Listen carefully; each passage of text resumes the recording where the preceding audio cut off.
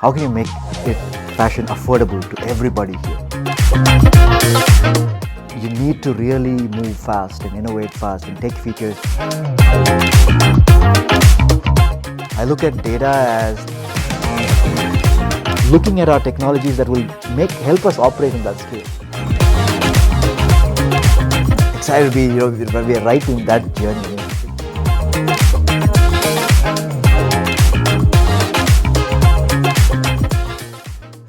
Hello, everyone. Welcome back to Tech103-Inspiration Found podcast series. This is our third podcast in the series. We had Pranav, who led principal architect for us in the first series, in the first episode. We had Ashwin, who's heading a product for the ad tech world in the second episode. And now we have Dinesh. Thank you, Dinesh. Thanks for coming in this episode. Dinesh is our data. I mean, you play multiple roles, but you are the data leader, you're the platform leader, and the ad tech leader for Myntra. And welcome again, Dinesh, and thanks Thank for you. coming in for this episode. No, it's incredible to be here. So thank you so much for having me. Okay, so let's just get started in first. Just let getting to know you a little bit, Dinesh. 6 months in Myntra now.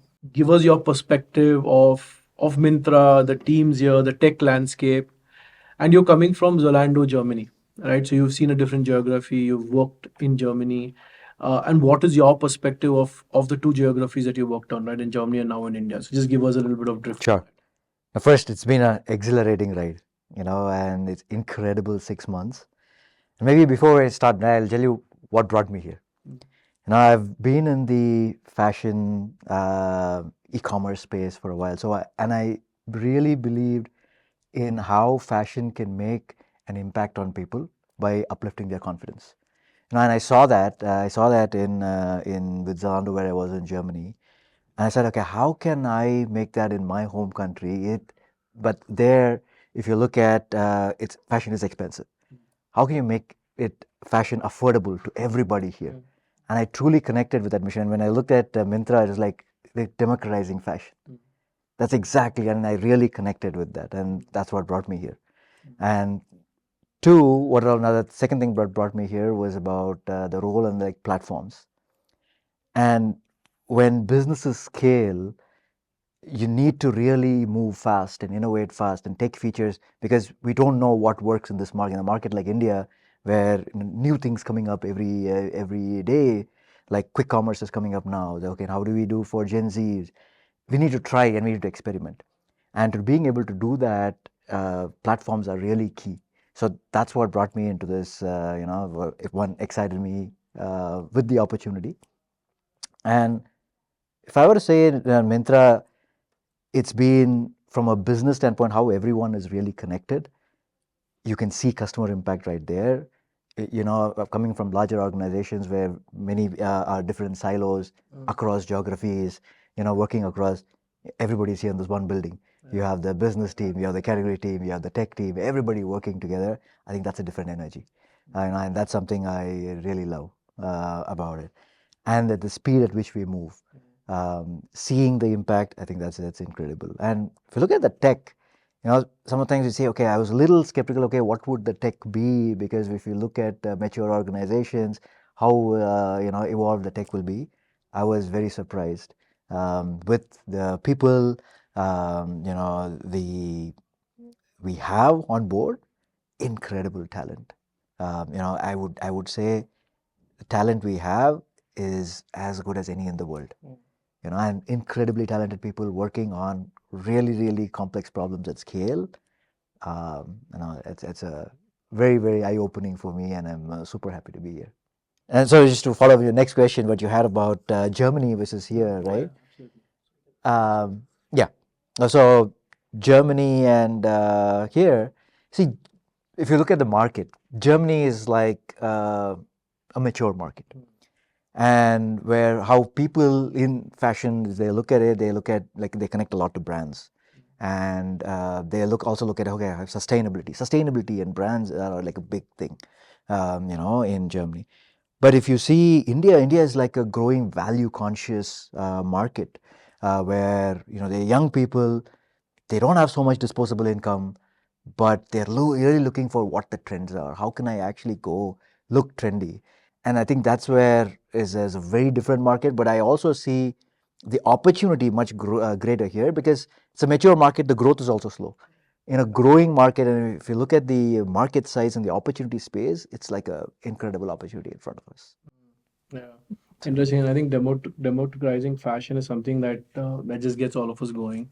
And I think last thing what you said was very key for all of us. I think with markets that are growing, there's so much opportunities for you to disrupt and create value. It's unimaginable. Yeah. Thank you, Dinesh, and we're absolutely privileged to have you in Myntra. Um, the next one that I was thinking. I mean, let's take the elephant out of the room, right? In the current tech landscape, there is an undeniable opportunity focus on data platforms in the tech landscape, right? What is your take on that, particularly in an industry that we are in, which is highly consumer driven in the e-commerce, right? So, what's your take on the data platforms and in the way it is disrupting the tech landscape? So if I look at, if you think about data, right, for a company like Myntra in the e-commerce space, for a business, I look at data as like the central nervous system of the business, or the data platform.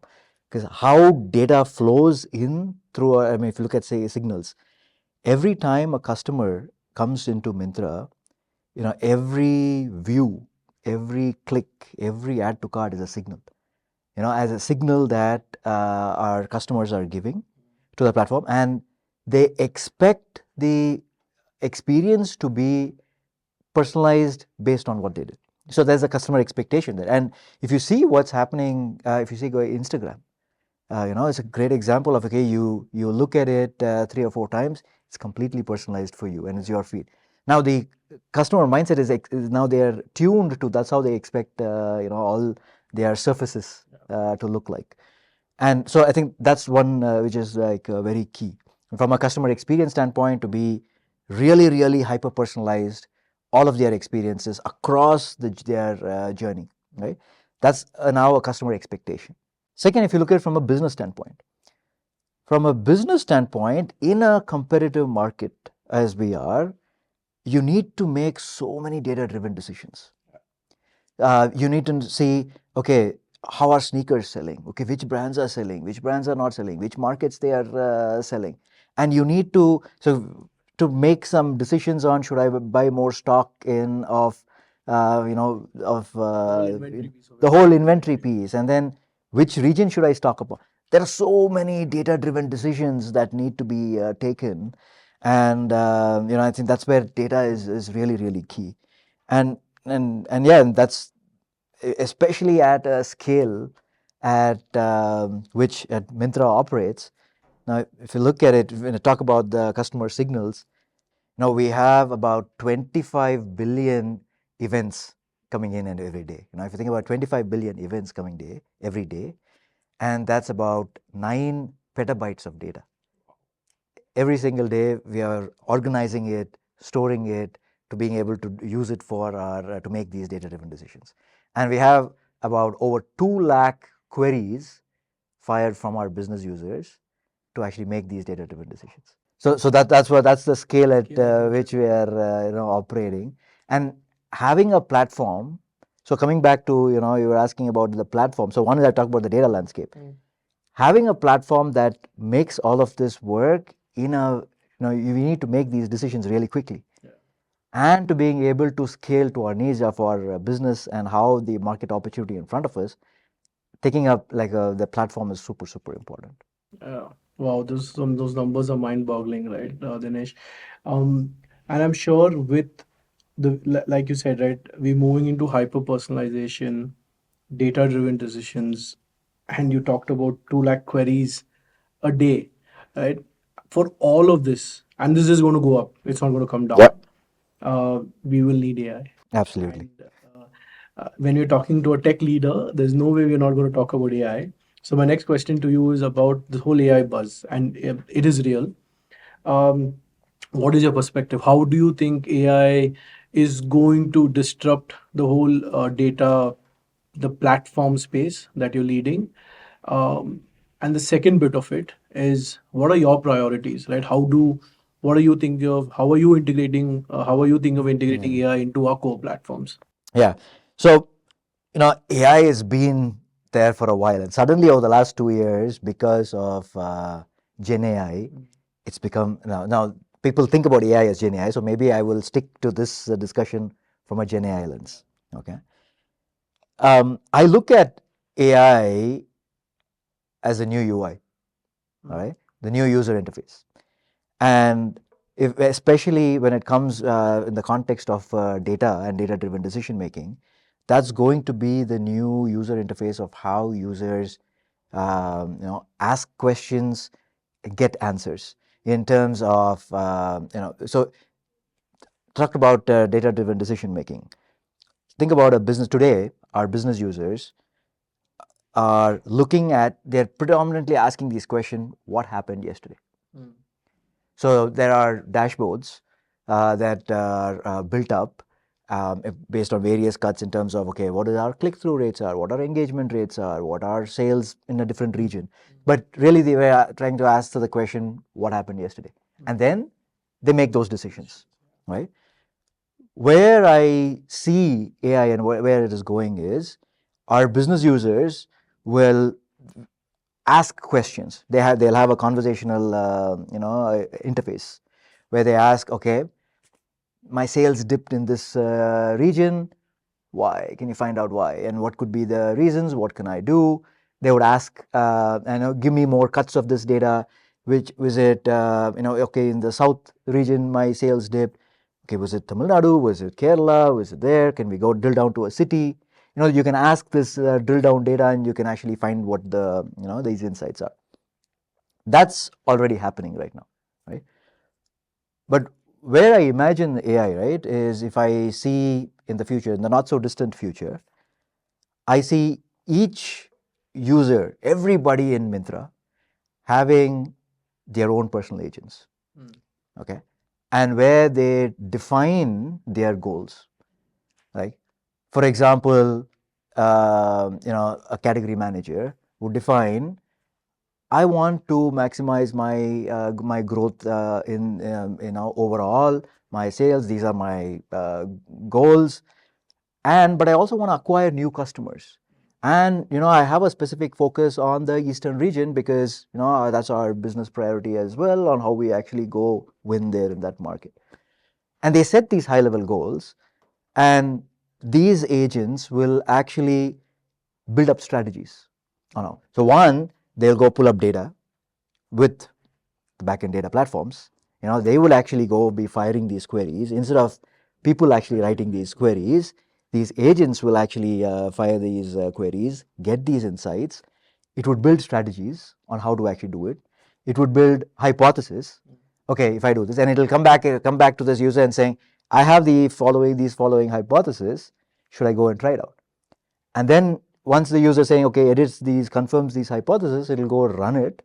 It'll say, I think you should get more selection in in a particular state. You need to get more stock. And once you do it, it can actually also validate it. So rather than you asking a question, you give it a high level goal, and it will make it, and that's where I think the true unlock is. And I don't say this, I look at this for every single person. I look at this for you, Jubin. As you are looking at how to. Can I know how many employees are happy on a single day? Exactly. Exactly. I would look at you having an agent saying, how can I make, what is my current people who are not happy, if I need to reach out, if I need to proactively reach out rather than, pulling up a report over regularly and seeing it, proactively, it comes out to you and, doing that. So that's how I see, the future. And to get there, if you look at it, what is AI, right? An AI system, if I look at a large language model, which it's built on, is a predictive model. It's, I'm going to put it in a very simplistic way, but it's the next keyword prediction, right? People will disagree, but at the end, it is a next. So it really depends on what this model is trained on, right? And the data you give in is key to make it work. So that's where but the data platform is super important in this AI space. To make this happen is to get our data organized, governed, the quality, having the right quality checks in place, getting everyone in the organization to trust the data. Because once you trust that, only if you trust the data, then all of these decisions are based on this data. Because then you'll say, okay, these LLMs hallucinate and all of that. But if you give it the right data and the right context, then the LLM, these AI, these agents will work. So now, big priority for me and the team is how do we really set this layer up to give it, to make to improve like trust, to have a governance layer, because we don't want our data to grow. We expect our business to grow significantly and the customer base to grow significantly. We don't want our data to keep growing there, right? We want it to be organized in a way that is easy to consume. And now we talked about 2 lakh queries a day right now. There are business users who are using this. These are users who are firing these queries. Imagine a future where we have agents. Firing these queries, right? And predictive. And predictive, right? So we will have at least 10x of these, these 2 lakh queries which are there, maybe 20 lakhs and 30 lakhs. And we want to be able to do all of that in a way that is, organized. It is from a cost conscious perspective as well. We don't want to increase our costs. So I think that's where really the team's focus is. How can they build the platform to actually to scale to that level while keeping the costs down, while making it really, really now have it making these decisions in milliseconds. So interesting, Dinesh. I mean, and you've two, three things that you've connected, which is actually very zapping. Is one is hyper personalization is way forward. Data driven is way forward. AI is going to be how can we make AI more meaningful for us, which is more predictive, more conversational. But at the scale that we're looking at, right? And then we're talking about the journey of let's say 2 lakh queries to 20 lakhs, whenever that happens. And I'm sure it's going to happen fast. Our infrastructure readiness is going to be a very Absolutely. important piece, right? And I keep reading about it everywhere that every company is dabbling around whether our infrastructure is ready for this kind of scale. Absolutely. At the cost that we want, Absolutely. and at cost. And to actually get that right, and that's where in AI, and I look at AI as not just getting the output of where we want to go, it's an enabler as well. And to get our infrastructure in place, organized and all of that, we are using AI to get there. So, and last week we had a hackathon, and the team built like amazing hacks to use AI to actually find out, okay, how do I optimize? How do I get the right tables in place? How do I get the right governance structures in place? How can I optimize my queries? All of that is, so it's not just an agent, it's like the enabler for us to get here as well. Where I think that's what makes me like, it's like. I think that's a good thing that you talked about. I was part of the hackathon and like a quick commerce business M now, I think one team said D now, data now. Exactly. I think that's phenomenal. So the infrastructure that I was talking about, Dinesh, was different infrastructures, right? One thing that's coming on top is everyone is looking at their cloud strategy. And we know for us, next year is going to be our migration. We are moving from Azure to GCP, large scale migration, right? So as a platform leader, two things, right? How do you think this transformation is? What's your view on it? And how ready are we as a team to move in this journey of this transformation from Azure to GCP? Yeah. As you know, so moving a cloud infrastructure is not a small feat. It's a major feat, right? And I look at this as an enabler rather than disruption. You can think about it as a disruption because it actually comes in the way of your business priorities. But I look at this as a big enabler. And why is if you look at GCP, I mean, Google, we run our entire cloud infrastructure on Kubernetes. Google invented Kubernetes. So so GCP is actually much better at handling that and running that. And if you look at Google and GCP is the leader in data and AI, right? So that's, these are all, working definitely in our favor on how do we moved to GCP. And we're looking at it as not just as a lift and shift, but we're looking at this as an opportunity of how can we really accelerate some of the initiatives that I just talked about, and how do we move into this AI world. Um, Looking at our technologies that will help us operate in that scale. How do we store our data? I mean, right now, is it the table formats, with delta table versus iceberg? Now we are looking at our, if we talk about the scale of this data, we need to do a lot of processing, and we're looking at overall evaluating our compute engines for this. How do we run like our Spark compute engines? Whether we use Google's compute engines, we use a different third party. We're doing all of this evaluation and all of our serving layer as well. So we're looking at this as step by step. How do we do an evaluation? What is best for our architecture in the long term? And then we are planning this migration. So that's why this is not just taking it and moving it to a new infrastructure. We are actually doing a complete relook at our architecture and then making those trade-offs to actually go there. So that's why we are planning this ahead. We are talking with our business teams overall to saying, okay, what is the enabler for what are the impact on this? How can we prioritize this along with the other product initiatives, and then factoring that in. Yeah. I'm sure all of this, when comes into play, we'll have all gold standard data that we were talking about. Exactly. I remember you talking to us about it. So, Dinesh, probably the last question that I had, right?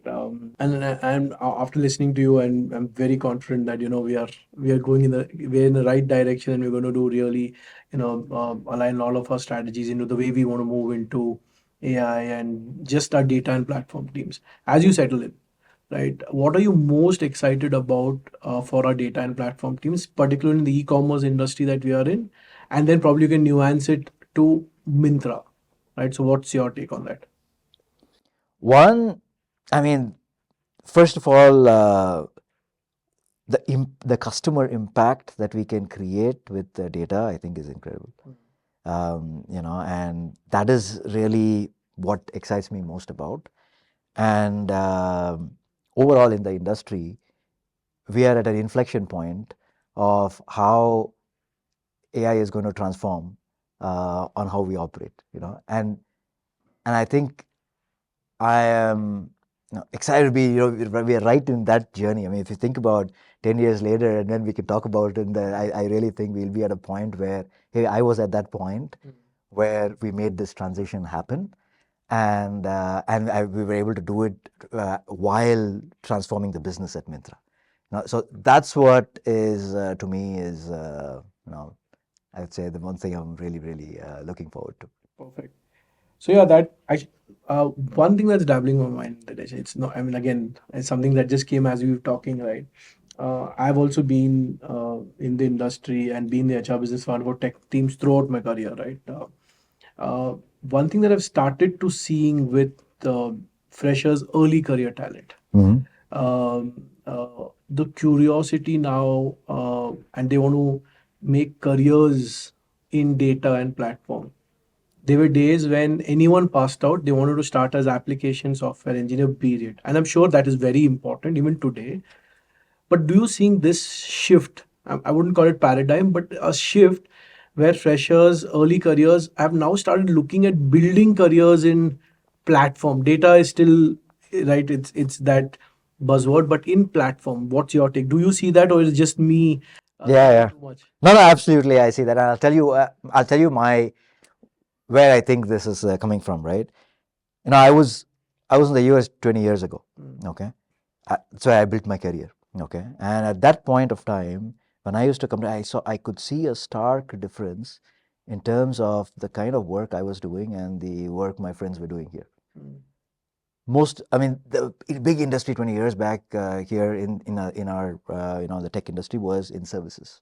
And so there was a very, very big difference. So building applications is the big thing. Building applications was the big thing there, right? But if you see a mature market like a dev there, there was, if you want to build a company, think about it like Google, right? You cannot do it without platforms, right?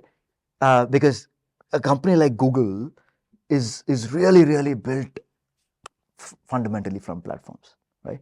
And but if you think now, let's say I'm talking about 20 years ago and what the difference was. But if I were to, I mean, I'm now here, and if you see the number of unicorns that are coming up in India and how they're growing and scaling, right? That is where a lot of, I mean, people are now excited to actually come here because you need platforms to scale. You know, because if you can grow your business to a certain point of time, but if you don't think platforms and you don't think your businesses can't scale, and we are having those kinds of businesses in India. Think about Myntra. That's what brought me here. Think about Flipkart. I mean, you have like this. There are so many unicorns in in India who are actually making that happen. And I'm really looking forward to, okay, what is the next Google going to? I'm really hoping for the next Google coming out of India. And for doing that, we need platforms. We need platform thinking. We need fundamental. How do we actually build from ground up and then going there, right? So that's where, and it will happen. And that I see this transition now. People actually starting to get more interested in platforms and thinking like solving these fundamental core problems here. Okay, well, good. So I was not hallucinating. I was, because I've heard, I mean, a lot of people talking to me about this. So that's great. And I think that's a good perspective that you got is how the landscape is changed in 20 years, and hence the demand and hence the curiosity of now building careers in platform. So we're at the end, Dinesh, and like in every podcast, who have seen it, we end it with a rapid fire. Okay. We do have a rapid fire, and rapid fire is rapid. So a quick one for you. What is the one item you always order on an e-commerce site? Okay. Well, some of it is private, but but let me say to not to be cringe, right? But I would say it's fashion. Okay. I know it sounds like being in Myntra, it sounds like cringe, but it is true. For the last 5 years, I can say I've not bought any fashion item, be it apparel, shoes, in a physical store, Offline, no. offline. In the last 5 years, I have not bought. You know, so maybe that's what I always buy in Second one, if you had a personal AI assistant, what boring code would you make it do every day for you? Okay, it would be organizing my calendar and my inbox. You know, I struggle a lot with that. Really, how do you manage with so many conflicts and with managers, and how do I allocate deep work time, and to being able to do that, and having a virtual assistant that can help me doing that. I would say now there are many, I would say, apps that claim to doing that. I've tried a couple, nothing so far. So I'm really looking forward to that next, someone really cracking it and having like a really like I can take care of my calendar and my inbox. Case for someone to actually start Absolutely. solving that problem. What's your favorite non-technical thing to do to de-stress after a major platform deployment, if you will? De-stress. I really, if I want to de-stress, I actually disconnect, right? And if I were, I mean, I really like going to the mountains. So I go hiking on a mountain, clean air, fresh air, the trees, nature. I think that's really my way to de-stress. It really energizes me, and then it comes back, and no, I'm ready to go again. We come to the end for Tech 103 Inspiration Found podcast series. This was the third episode of the series. Uh, Hopefully, all of you see this, and give us your feedback. We will keep evolving. We will get leaders. We'll talk more about the cutting edge technology. Till then, signing off. Thank you.